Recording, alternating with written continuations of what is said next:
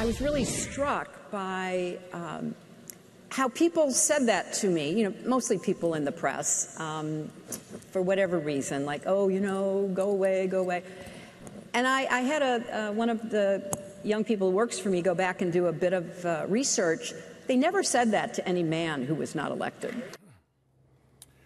Hillary Clinton taking issue with being, quote, rushed off the stage after her loss, but is it time for the Democratic Party actually to find some new voices to take the stage? The Tea Party Patriots co-founder Jenny Beth Martin, Swan Strategies partner Aaron McPike, and National Review's contributing editor DeRoy Murdoch.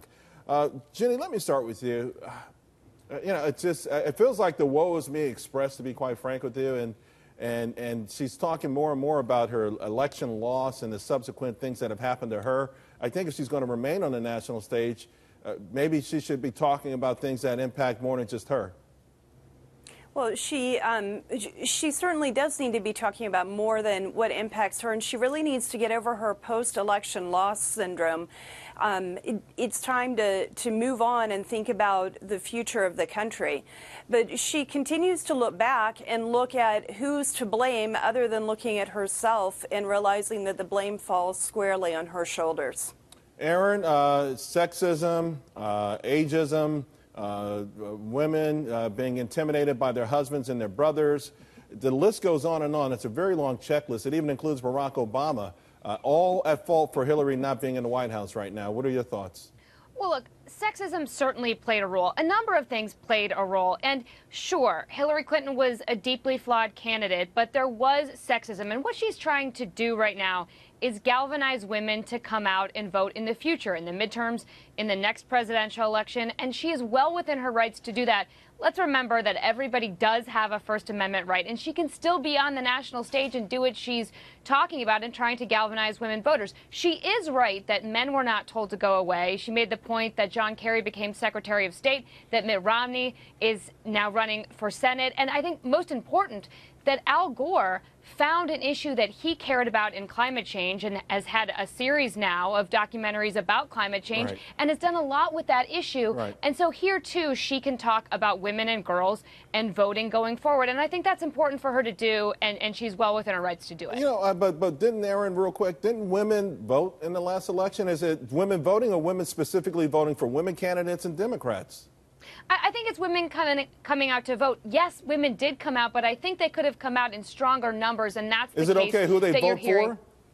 I think they can vote for anybody, absolutely. I mean, do you think Hillary's going to promote, hey, come out and exercise your right to vote for whoever you think, or come out and vote and don't let your brother and your husband and everyone else bully you? Look, I think she's going to say that women should come out and vote for whomever they choose. What are your thoughts? And that's an important message. Okay. I mean, listen, here's the thing, DeRoy. And Aaron brought it up. You know, Al Gore found something, and these folks weren't asked, didn't have to be asked to leave the stage because they left voluntarily, and they did find other things that they were impassionate about. And if it's an agenda to help women and girls, I think it's admirable.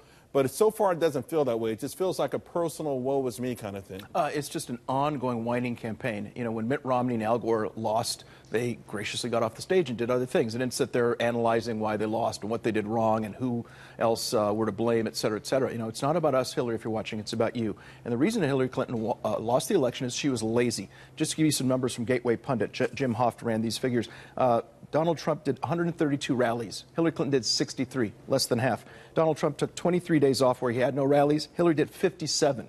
There are 99 days between August 1 and Election Day. She took 57 days, which means 57 days off where she was not doing rallies. He outworked her. He showed up in Wisconsin. She didn't. She barely went to Michigan. He was in Michigan numerous times. If she'd really wanted to be president, she should have worked harder. She wasn't doing nothing. No. I mean, that's just one metric, rallies. Those are rallies and appearances are a huge metric, and she should have showed up more. She should have gone to Wisconsin. She never did. She barely made it to Michigan. She has nobody to blame but herself. No sexist man kept her out of Wisconsin. She never went to Wisconsin. Well, let me bring back that she might have won the election. Jenny Beth, because you know, the premise of this whole thing is her continuing, you know, pointing back or harkening on how unfair the last election process was.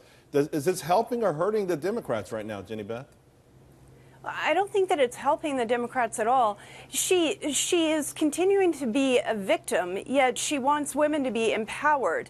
You either are empowered or you're not. You can't be a victim and be empowered at the same time about this issue. To say that women only voted for Trump because they were bullied into it by the man in their life. The problem is that Hillary wanted women to vote the way she wanted women to vote. She thinks women are sheep one way or the other. Either they're going to vote for her and that was the right thing to do, or they didn't vote for her because they were bullied. One way or the other, the way that she sees it, she's going to bully women and have them be sheep. We want women to be able to think for themselves and find the best solutions for their households, their families, and for the future of our country. All right. Thank you all very, very much. Appreciate it.